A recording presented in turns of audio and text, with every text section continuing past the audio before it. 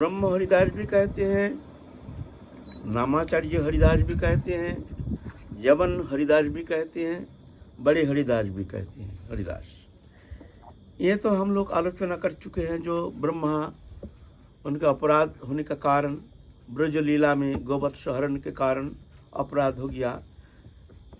अपराध नहीं है, ये एक भगवान की लीला। भगवान जब लीला करने के लिए आते हैं तो अपने समस्त पार्षदों को साथ लेकर के ही आते हैं। लीला मनुष्य के साथ लीला होती नहीं। लीला भगवान अपने पार्षदों के साथ ही लीला करते हैं और लीला करने के लिए अवतरण करते हैं। जैसे कोई ड्रामा पार्टी कहीं से आप बुलाएं तो वो अपने पार्टी लेकर के ही आते हैं।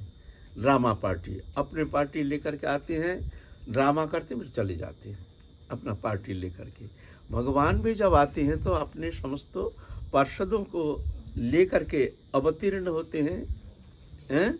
ये अवतीर्ण होने का कारण है जगत जीव को उद्बुद्ध करने के लिए, उनकी चेतन सत्ता को जागृति करने के लिए। वो जो भगवत अंश है ये भूल गया है।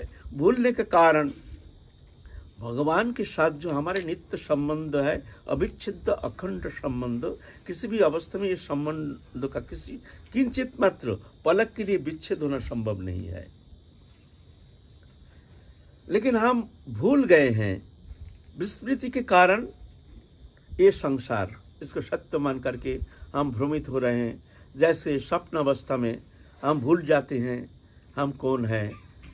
स्वप्नादृष्ट शरीर को ही अपना सत्य मान करके स्वप्न अवस्था में संसार को रचना करके, मन के द्वारा संसार रचना करके, शरीर रचना करके, उसमें सत्य आरोप करके हम स्वप्न जगत में विचरण करते हैं। जब तक स्वप्न अवस्था रहती है, मिथ्या होने के कारण भी स्वप्न अवस्था में जो भी विकार होती है वो सोया हुआ जीवात्मा को उसको भोगना पड़ता है। भय तो भय होता है, कष्ट हो तो कष्ट होता है, आनंद हो तो आनंद होता है, और उसकी क्रिया भी सोया हुआ शरीर के ऊपर भी देखने में आता है। ऐसा ही जीव भगवत अंश जीव अविनाशी, चेतन अमल सहज सुख राशि, भगवत चरण कमल से विस्मृत होकर के संसार को सत्य मान करके, मिथ्या शरीर को, पंचभौतिक शरीर को मैं मान करके संसार चक्र में अनादिकाल से भ्रमित हो रहा है। और पुनः पुनः कर्म अनुसार, कर्म संस्कार अनुसार शरीर परिवर्तन करते करते जैसे कर्म संस्कार तदनुसार उसको ऐसे ही शरीर मिलता है। सब शरीर में हर एक प्रकार का भोग नहीं होता है, इसलिए भोग के लिए अलग अलग शरीर भगवान ने इस तरह से रचना करके माया के द्वारा उसमें जीव चैतन्य सत्ता भगवत विस्मृति के कारण पुनः पुनः आवर्तित हो रहे, अनादिकाल से स्वभाव बन गया है। तो भगवान जानते हैं तो हमारा ही सत्ता है, हमारा ही अंश है, इसलिए भगवान आते हैं चैतन्य सत्ता को जगाने के लिए। वो नित्य लोग के संदेश लेकर आते हैं, अपने पार्षदों को भेजते हैं, जाओ तुम लोग संदेश लेकर जाओ, जाकर के जीव चैतन्य सत्ता को जगाओ। सोया हुआ जीव चैतन्य सत्ता उनके जगा कर उनके चेतन सत्ता को हमारे दिव्य लोक के आनंद संदेश देकर उनको ले आओ हमारे पास। इस तरह से भगवान जुग जुग में आते हैं, कभी पूर्ण अवतार रूप में, कभी अंश अवतार रूप में, कभी कला अवतार रूप में, कभी आवेश अवतार रूप में। इस तरह से भगवान जुग जुग में आते हैं। इस कली युग में भगवान श्री कृष्ण चैतन्य महाप्रभु राधा कृष्ण मिलित तनु दोनों मिलकर के एक हो करके भगवान आए हैं। ऐसे भगवान जो भगवान का अवतार है ऐसे हर युग में नहीं होता है।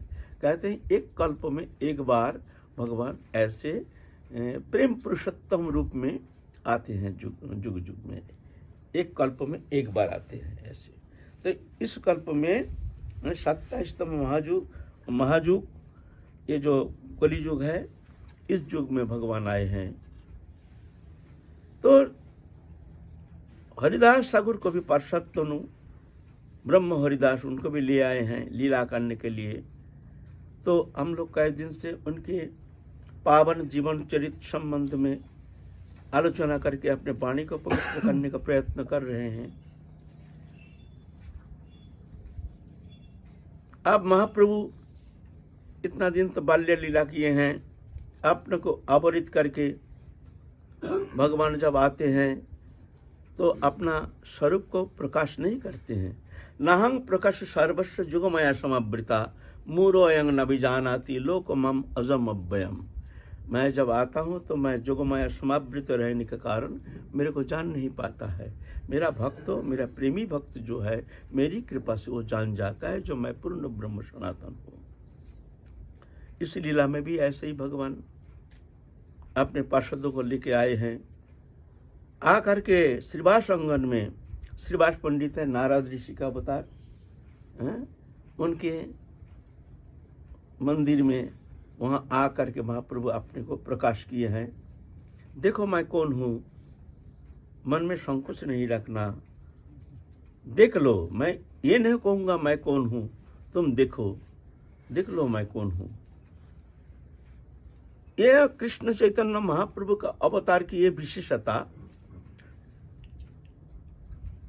जो भगवान जब आते हैं कहते हैं मैं भगवान हूँ, मैं भगवान हूँ। लेकिन एकमात्र कृष्ण चैतन्य महाप्रभु जो मुख से कभी कहे नहीं है जो हम भगवान हैं, लेकिन प्रकाश में, महाप्रकाश में सबको दर्शन कराए, देखो मैं कौन हूँ, तुम देखो। अपने अपने उपासना अनुसार, तदनुसार भगवान को इस तरह से देख रहे हैं। मुरारी गुप्त थे साक्षात हनुमान, राम उपासक, देखते हैं वहाँ राम लक्ष्मण, राम दरबार पूर्ण रूप में विराजमान है, हनुमान जी विराजमान है। उनको पूर्ण दर्शन कराए, उनके दिव्य आनंदमय अयोध्या धाम की दिव्य झांकी दर्शन कराए। ऐसे ऐसे अपने साधन पद्धति अनुसार महाप्रभु को इस तरह से दर्शन किए हैं सब भक्त लोग। आप भगवान अपने प्रचार कार्य में लगे हैं। नित्यानंद प्रभु, साक्षात बलराम, वो भी आए हैं। हरिदास ठाकुर भी अंश ग्रहण करने के लिए महाप्रभु के साथ शामिल हो गए हैं। अब घर घर में जाओ तुम लोग, हरि नाम वितरण करो। जगाई माधाई थे वहाँ के कोतवाल, कोतवाल बने थानेदार, अभी तो थानेदार है, उस समय था मुसलमान पीरियड में था कोतवाल। एक एक जगह जगह में कोतवाल है, वो देखभाल करेंगे। वो स्वेच्छाचारी मनमुखी जो भी करते हैं वही ठीक है, कोई कानून फानून तो कुछ नहीं। उस समय तो एक नायक तंत्र होने के कारण, राज शासन होने के कारण राजा जो भी कह देते हैं वही कानून है, कुछ भी कह दो वही कानून है, बस मानो ना मानो तुम्हारा मामला है। ऐसे राज शासन, जो अच्छा राजा होते थे तो शासन सुंदर होता था। लेकिन कभी कभी दुष्ट राजा ऐसे भी आए हैं मुसलमान पीरियड में, जो कि बहुत कष्ट प्रदान किए हैं प्रजा को। इस तरह से कोतवाल थे दोनों महादुष्ट। जगन्नाथ और माधव ब्राह्मण कुल के थे, मदिरा पीते थे, लूटते थे, सताते लोग को सताते थे। गंगा के किनारे में एक घाटी बना करके वहाँ पर मदिरा पीते हैं और आनंद लेते हैं और जो मन चाहे वही करते हैं। एक दिन हरिदास ठाकुर और नित्यानंद प्रभु को भेजे, महाप्रभु जाओ तुम लोग जगत को उद्बुद्ध करो, सबके भीतर चेतना सत्ता को जगाने के लिए तुम लोग जाओ, हरिनाम संकीर्तन ले करके सबके घर घर जा करके प्रार्थना करो, भिक्षा मांगो। क्या भिक्षा? नहीं, चावल दाल आटा मैदा नहीं, यही भिक्षा मांगते हैं। तुम लोग हरि नाम करो, हरे कृष्ण कृष्ण कृष्ण हरे हरे, हरे राम राम राम हरे हरे, हरे नाम हरे नाम वही केवलम कलौ नस्ति वनस्ति गतिरन्नता। बस यही भिक्षा दो। तो उन लोगों के इतना दिव्य स्वरूप देख करके, उनके ही प्रेम भाव देख करके सबके भीतर परिवर्तन हो जाता था। हाँ ठीक है ठाकुर, हम लोग वचन देते हैं, हम लोग हरि नाम करेंगे। चारों ओर हरि नाम मुखरित हो रहे हैं। एक दिन हरिदास ठाकुर और नित्यानंद प्रभु गए हैं वहाँ से, जहाँ जगन्नाथ और माधव माने जगाई माधाई, खतरनाक दो कोतवाल। देख करके जब बोले हरे कृष्ण बोलो, हरि नाम बोलो, गुस्सा के मारे तो डंडा लेके आए हैं। हरिदास ठाकुर और नित्यानंद प्रभु भागे, जम के भागे। हरिदास ठाकुर तो वृद्धावस्था, उम्र में बहुत बड़े हैं। नित्यानंद प्रभु तो जवान अवस्था, वो तो जोर से भाग करके चले आए हैं, जान बचा करके। हरिदास ठाकुर बड़े कष्ट से आए हैं, बोले हम ये जाएंगे नहीं, ये अवधूत के साथ हम और जाएंगे नहीं। ये तो भाग के आ गया, अब हमको मिल जाता तो हमारा प्राण संकट में आ जाता। प्रभु आप जाएंगे नहीं, आप सुनो प्रभु तुम कृपा करो, तो ये दोनों दुष्ट है, इनको उद्धार करना पड़ेगा। हम देख के आए ऐसे दुष्टों, प्रभु आप छोड़ के कोई उद्धार करने वाला है नहीं। आप आए हैं जगत कल्याण के लिए, जगत मंगल के लिए, जगत को उद्धार करने के लिए। हे प्रभु आपको ये दोनों दुष्ट को उद्धार करना पड़ेगा। संत हृदय नवनीत समाना, वो तो चाहते हैं सबका मंगल चाहते हैं। सपनों नहीं देखे परदोषा। संत की विशेषता, संत के स्वभाव और साधारण बहिर्मुख लोगों के स्वभाव क्या है, विशेषता क्या है? क्या दाढ़ी जटा बड़े बड़े कंठी माला ये परिचय ना, ये नहीं, ये तो स्वरूप लक्षण। मूल लक्षण अंतर जगत के कुछ विशेष गुण दिखने में आता है संत में। ये गृहस्थ भी हो सकते हैं, ये नहीं संत ही जो पोशाकधारी उसी में संत के समस्त गुण से अलंकृत रहते हैं, ऐसे नहीं। साधारण गृहस्थी में भी ये सद्गुण हो सकता है, वो गृहस्थ भी संत कहलाती हैं। ये नहीं जो गृहस्थ में रहने से वो संत नहीं होते हैं, गृहस्थ में रहने से वो साधु नहीं हो सकते, ऐसा बात नहीं है। गृहस्थ में रहने से वो भगवत भक्त नहीं हो सकते हैं, ऐसे नहीं। गृहस्थ में होने से भगवान के प्रिय भक्त नहीं हो सकते, ऐसे नहीं। गृहस्थ में रहने से भगवत प्राप्ति नहीं कर सकते हैं, ऐसा नहीं। कोई शास्त्र में ऐसा कहा नहीं। सबसे दुख की बात क्या है जानते हैं? दुख की बात है गृहस्थी ज्यादातर क्या होता है, ये आपने को एक संकीर्णता के अंदर आप आवरित करके आपने को देखते हैं। जी मेरा तो सामर्थ्य कुछ नहीं, मैं तो संसारी हूँ, मेरा पुत्र है, कन्या है, मेरा इतनी इनकम है, मैं इससे आगे वो सोच ही नहीं सकता है जो आगे मैं सोच सकता हूँ। भजन करूँगा, भजन करने नाम से कैसे संभव होता है? हमारा समय नहीं, ये नहीं, हमारा बाल बच्चा है, भजन करने से तो हमारा संसार बिगड़ जाए। ये माने आपने को वो आवरित करके एक संकीर्ण करके वो देखते हैं, महसूस करते हैं। इस संकीर्णता विघातक होता है। वास्तव में ऐसा नहीं, तुम्हारा कोई बंधन है नहीं, तुम मुक्त हो। खोल दो दरवाजा, देखो ना तुम्हारा कोई है, ना तुम्हारा था, ना कोई रहेगा, तुम मुक्त हो। ये बंधन को खोल दो, मन की बंधन। तुम सोचो जो दुनिया का मेला मैं हूं अकेला, लेना ना देना मगन रहना, ये भावना करके तुम मन को भगवत चरण में समर्पित करके जो भी कर्म करते हो, ये भगवत इच्छा जान करके, भगवत प्रसन्नता के लिए भगवान को कर्ता मान करके, स्वयं अपने को दास मान करके तुम कर्म करो। तुम्हारे लिए कोई बंधन नहीं है, तुम्हारा कोई बंधन था नहीं, है नहीं, होगा नहीं, होता नहीं। ये जो बंधन देख रहे हो, ये तुम्हारा मानसिक दुर्बलता, ये दुर्बलता हमारा विघातक होता है। मैं तो गृहस्थी हूँ, हमको कोई कोई कहते हैं गृहस्थी लोग, मैं तो बाबा गृहस्थी में ऐसे, तो सुन के ही हमारा बड़ा गुस्सा आ जाता है, बड़ा गुस्सा आ जाता है। तुम गृहस्थ क्यों मान रहे हो अपने को? हाँ तुम गृहस्थ में रहते हो, स्त्री पुत्र लेके रहते हो, ये तो जहाँ जाओ ही तो घर संसार ये तो रहेगा ही। साधु के लिए रहोगे, उनके आश्रम चाहिए, सब वस्तु चाहिए, सब कुछ चाहिए, वहां भी देखो तो वो गृहस्थी है। गृहस्थी क्या है? जिसका मन में भोग वासना, वो गृहस्थी है। जिसका मन में जोग वासना माने भगवत चरण में मन है, वो है त्यागी। पोशाक से त्यागी नहीं होता है, धोती पहनने से गृहस्थी नहीं होता है।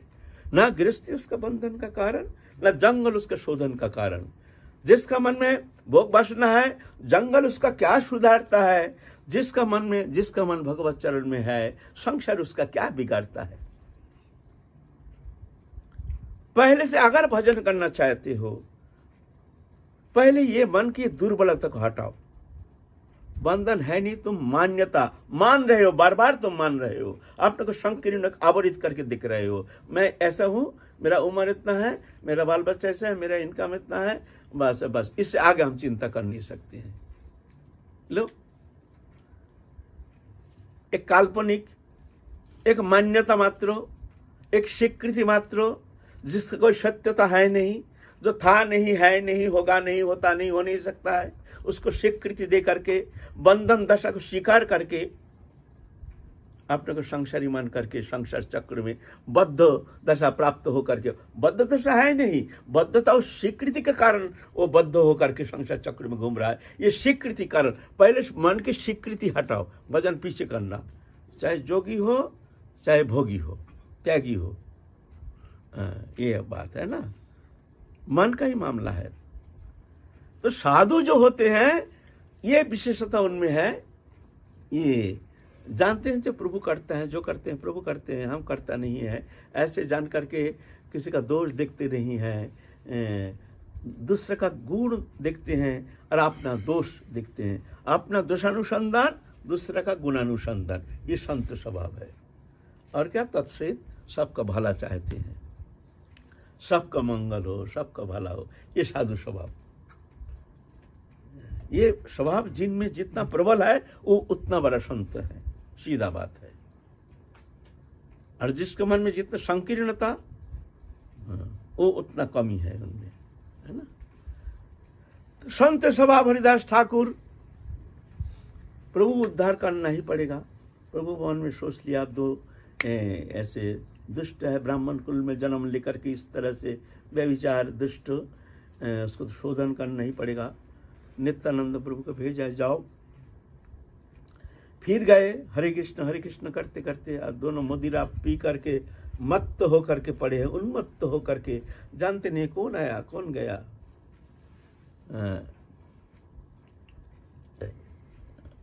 नित्यानंद प्रभु को मारा माथे में, माथा फूट गया।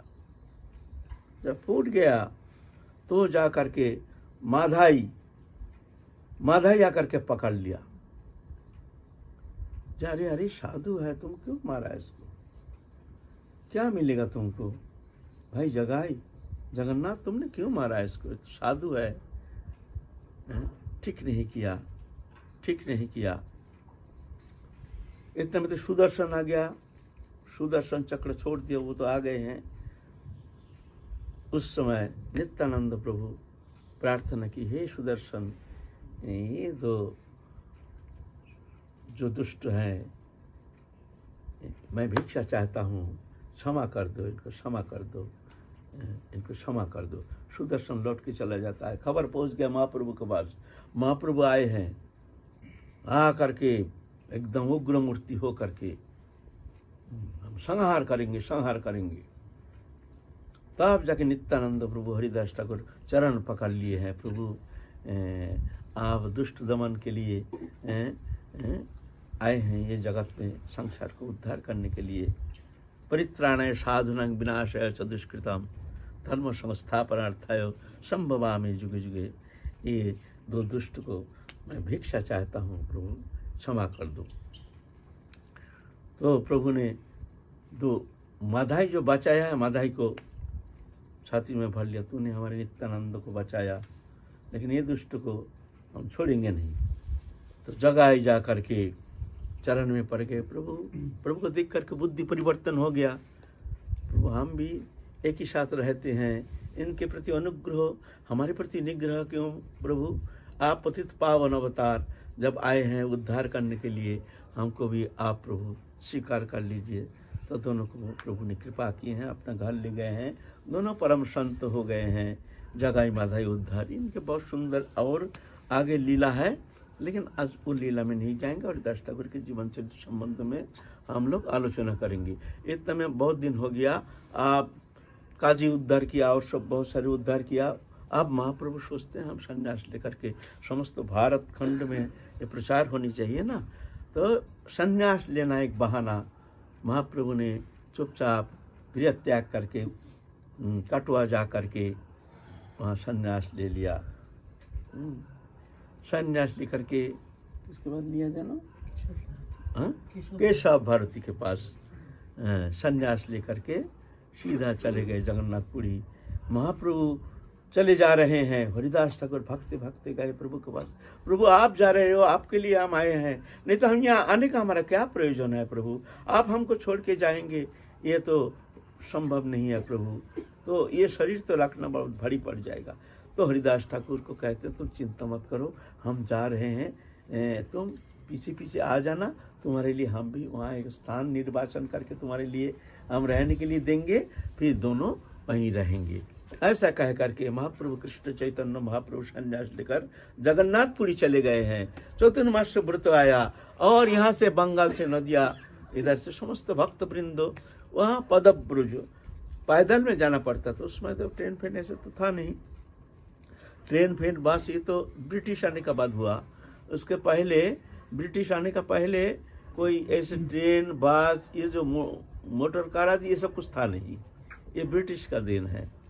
उस समय ज़्यादातर पैसे वाले जो होते थे वो घोड़े का गाड़ी में चढ़ करके यही वाहन था, ज़्यादातर नदी मार्ग में चलते थे, नहीं तो पैदल ही चलना होता था। ऐसा सब चतुर्मास आते ही सब महाप्रभु के पास पहुँचे, हरिदास ठाकुर की पहुँचे।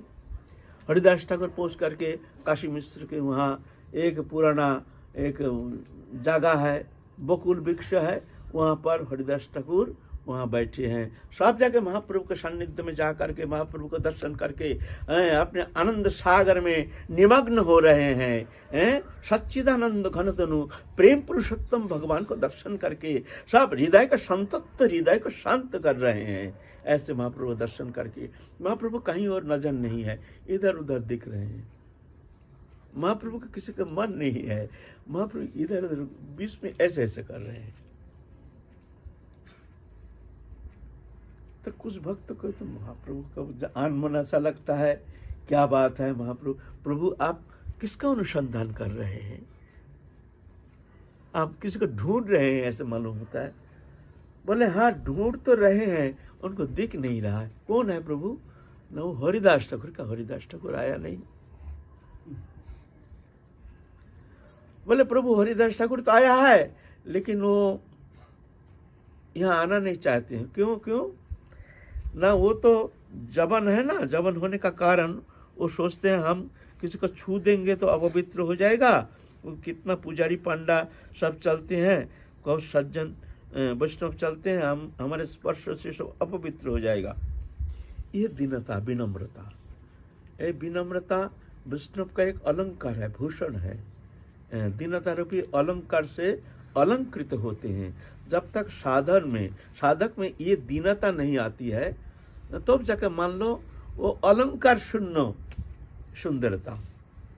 सुंदरता है, कोई अलंकार नहीं, गहना नहीं है। ये दीनता रूपी अलंकार से अलंकृत होते हैं संत।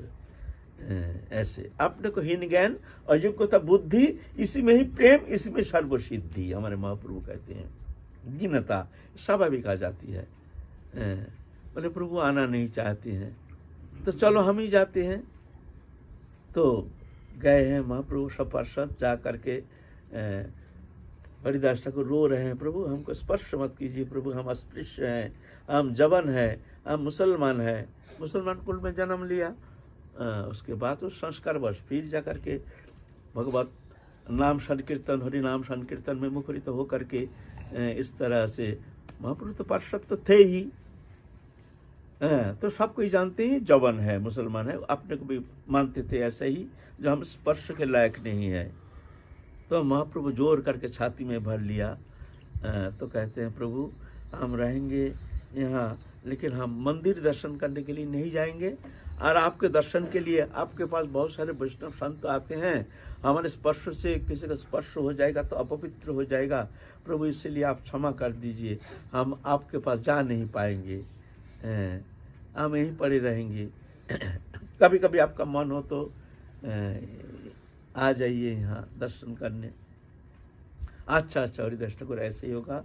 तो हरिदास ठाकुर वहाँ बकुल वृक्ष, बड़ा अच्छा सुंदर एक बड़ा बकुल वृक्ष है, वो वृक्ष के वहाँ एक छोटी सी कोठी, पुराना कोठी, काशी मिश्र के बागीचा है। काशी मिश्र नाम से भगवान महाप्रभु के पार्षद, उनके बागीचा है, वो बागीचे में रहते हैं, वहाँ पर भजन करते हैं, कहीं जाते नहीं है। कोई भक्त तो कुछ प्रसाद आदि जगन्नाथ के प्रसाद दे जाते थे हरिदास ठाकुर को, हरिदास उसी से ही अपना निर्वाह करते थे। ऐसे वहीं हरिदास ठाकुर वहाँ निवास कर रहे हैं। जब सनातन गोस्वामी आए, रूप गोस्वामी आए, ये भी ऐसे दीनता की प्रतिमूर्ति। वो भी वहीं पर काशी मिश्र के बगीचा में उन लोग रहते थे, जाते नहीं थे कि हम मुसलमान अन्न खाया है, मुसलमान राज में रहते थे, कोई शुद्धाचार नहीं, कोई शुद्धाचार नहीं, व्यभिचार क्रियाकर्म सब। तो अपने को ऐसे हीन मानते थे।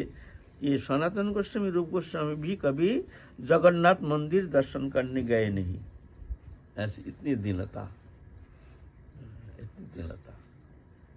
महाप्रभु शिक्षा दे के गए हैं कैसे दीन होना चाहिए, संत के लिए कैसे विनम्रता। विनम्रता ही संत का भूषण, सबसे बड़ी भूषण है विनम्रता। सभी संत ऐसे ही कहते हैं। तुलसीदास जी कहते हैं, सच बोलो दीन रहो, छोड़ो परधन की आस, ऐसा हरि ना मिले तो जामिन तुलसीदास। सच बोलो दीन रहो, दीनता, छोड़ो परधन की आस, ऐसा हरि ना मिले तो जामिन तुलसी। ऐसी में तुमको हरि नहीं मिलता है तो मैं जमानत तुम्हारे लिए मैं रह रहा हूं। कैसे शब्द, दीनता। तो वहां तो रह रहे हैं हरिदास ठाकुर, सब भक्त बिंदु चतुर्मास वहाँ महाप्रभु चरण सान्निध्य में रह करके दिव्य आनंद सागर में निमग्न होकर 4 महीना व्यतीत करके फिर जाके वो लौट के चले गए हैं। लेकिन हरिदास ठाकुर कहीं गए नहीं, वहीं पर भजन करते हैं। तो वहां के जो राजा थे, उतना बड़ा बकुल वृक्ष है ना, वृक्ष को देखा, इतना सुंदर बड़ा वृक्ष है, बहुत पुराना वृक्ष है। ये वृक्ष को काटने से इसके लकड़ी के द्वारा बहुत सारे हमारे माने कुर्सी आदि, चेयर टेबल आदि अच्छे असबाब पत्र जो है ये बन सकता है। तो आपने कर्मचारी को बोल दिया जो वृक्ष को काट दो, काट के ले आओ। अच्छा सुंदर वृक्ष है, उसमें बहुत सारी लकड़ी होगा और लकड़ी से अच्छा बहुत सारे चेयर कुर्सी आदि ये सब बनेगा हमारे चाहिए राज दरबार पे। खबर हो गया हरिदास ठाकुर के पास, जो वृक्ष को काटेंगे। इतना पुराना वृक्ष इतना दिन से विराजमान है। हरिदास ठाकुर को बड़ा कष्ट हुआ, इतना सुंदर वृक्ष, इस वृक्ष के नीचे मैं भजन करता हूँ, ये वृक्ष को काट के ले जाएगा। हे भगवान, कैसे भी वृक्ष को बचा लो प्रभु, वृक्ष को बचा लो। जिस दिन काटने आएंगे उस दिन देखते हैं भीतर में जो सार रहता है ना, वो है नहीं, सिर्फ छिलका के ऊपर पेड़ खड़ा है, छिलका के ऊपर। भीतर में जो लकड़ी रहता है ना, सार जो रहता है वो है ही नहीं, पूरा ही छिलका के ऊपर। अभी भी वो छिलका के ऊपर वो पेड़ है, सिद्ध बकुल नाम से प्रसिद्ध है। अभी भी जगन्नाथपुरी में जो जाते हैं वो वृक्ष देखने सब कोई जाते हैं, सिद्ध बकुल नाम से प्रसिद्ध है। अभी भी वो छिलका के ऊपर ऐसे ही विद्यमान है, वही छिलका। अद्भुत, देख के ही आपको पता चलेगा जी ये कैसे अद्भुत है। छिलका के ऊपर चारों ओर छिलका, चारों ओर छिलका, भीतर में सार जो है वो है ही नहीं, कहीं नहीं, ऊपर नीचे कहीं नहीं, सब छिलका के ऊपर एक वृक्ष है। और कितना साल हो गए, फूल का वृक्ष, बकुल फूल। अभी ये तो 500-550 साल पहले की बात है। अभी 550 छिलका के ऊपर अभी भी विद्यमान है वो वृक्ष। सब जाते हैं दर्शन करने के लिए, सिद्ध बकुल नाम से प्रसिद्धि है। तब से वो नाम प्रसिद्ध हो गया, सिद्ध बकुल। और हरिदास के महत्व सब कोई जान गए हैं। हरिदास तो साधारण नहीं, असाधारण। तब से नाम हो गया बहुत हरिदास ठाकुर का। अब हरिदास ठाकुर महाप्रभु से बहुत बड़े हैं, उम्र से बहुत बड़े हैं, वृद्धावस्था, और है तो दिव्य शरीर। वो तो साधारण मनुष्य तो है नहीं, परम सिद्ध है। भजन के समस्त दिव्य जगत के समस्त अनुभव कर चुके हैं, उस स्थिति में पहुंच चुके हैं जिस स्थिति में जाने से साधक का कभी पतन नहीं होता है। जद गत्ता न निवर्तन्ते तद्धाम परमं मम। जहाँ जाने से जीव कभी लौट के आता नहीं है, वो परम धाम, परम पद उसको कहते हैं निरापद भूमि। उस निरापद भूमि में जब तक साधक नहीं पहुंचता है तब तक उसको आना पड़ता है। तो उस भूमि अतिक्रमण करके दिव्य जगत के दिव्य आनंद में निमग्न हो गए हरिदास ठाकुर। दिव्य पार्षद तनु है, उनके लिए जन्म मृत्यु क्या है, वो तो महाप्रभु के लिए, महाप्रभु के साथ आनंद वर्धन के लिए विराजमान है। फिर भी अब वृद्धावस्था है ना, तो एक दिन महाप्रभु आए हैं देखने के लिए हरिदास ठाकुर को। हरिदास कैसे हो? प्रभु शरीर तो ठीक है, अस्वस्थ बुद्धि मन, मेरे बुद्धि मन अस्वस्थ है, दीनता। बोले क्यों? बोले ना प्रभु भजन होता नहीं है, पहले जैसे आप भजन होता नहीं है, भजन में कमी आ गया है। बोले तुम्हारा भजन करने का क्या जरूरत है, अब इतना उम्र हो गया, अभी भी तुम इतना भजन करने का चेष्टा, भजन करके जो वस्तु प्राप्त करना है, भजन है साधन है, साधन के द्वारा भजन क्यों करते हैं हम ना, भजन के द्वारा हमारे लक्ष्य वस्तु जो साध्य वस्तु वो प्राप्त करना है। जब वो वस्तु प्राप्ति हो जाती है तब भजन का कोई आवश्यकता है नहीं। भजन कब तक?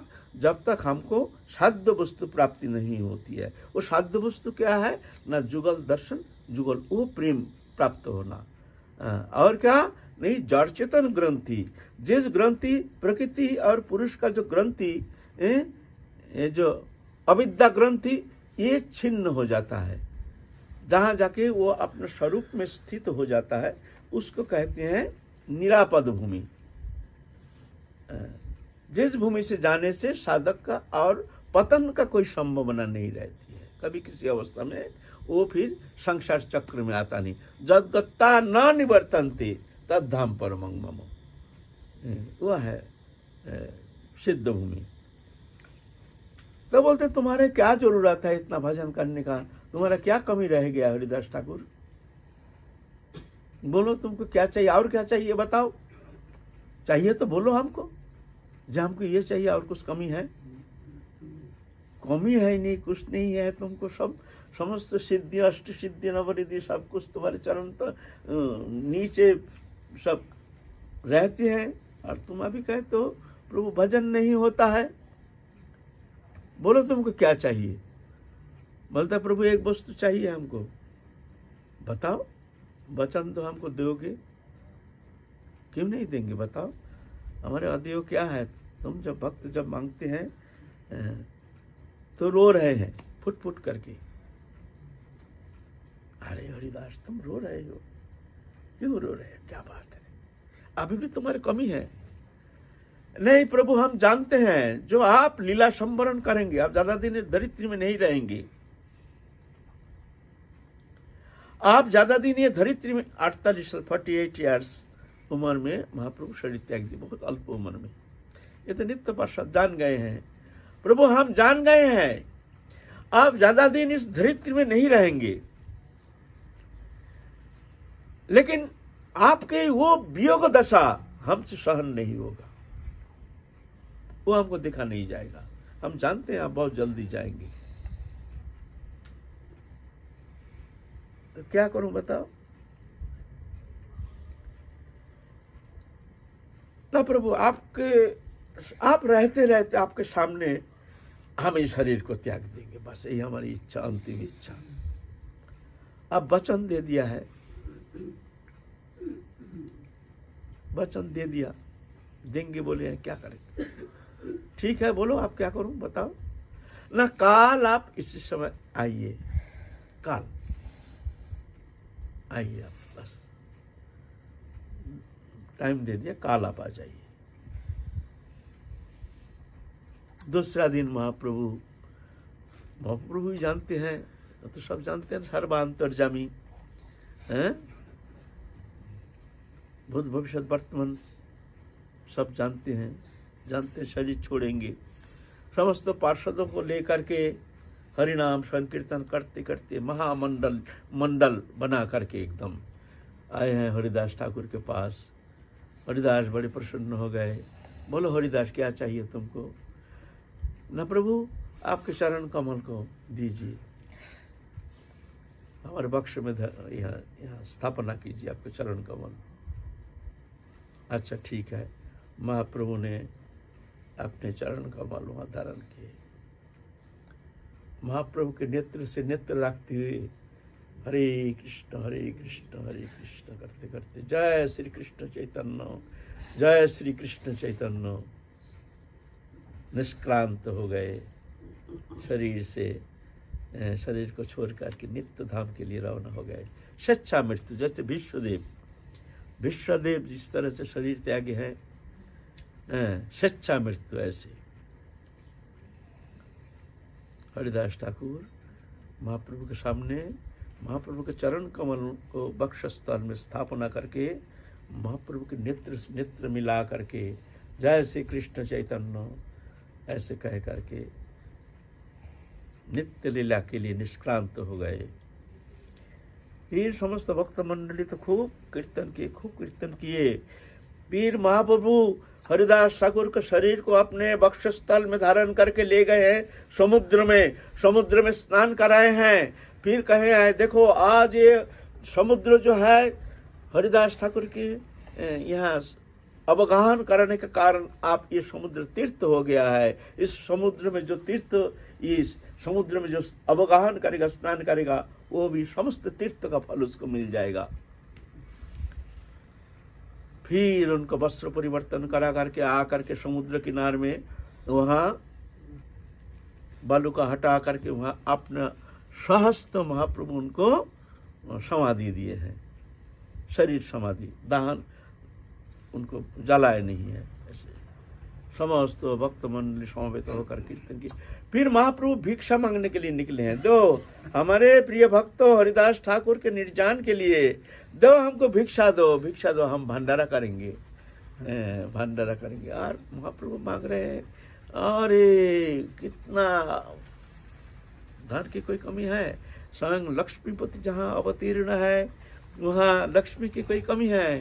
फिर विशाल भंडारा किए, भंडारा करके फिर जाके महाप्रभु के समाधि में, महाप्रभु कहते हुए हरिदास ठाकुर की समाधि में जाकर के सब लोग कीर्तन किए, वहाँ के राज लेकर अपने अंग में लेपन किए। यह है हरिदास निर्जान। इस तरह से महाप्रभु के प्रिय पार्षद हरिदास ठाकुर के निर्जान आज समाप्ति। आज की कथा है विश्राम, फिर हम लोग फिर काल चलेंगे। जय जय श्री राधे श्याम, जय गौर हरि बोल।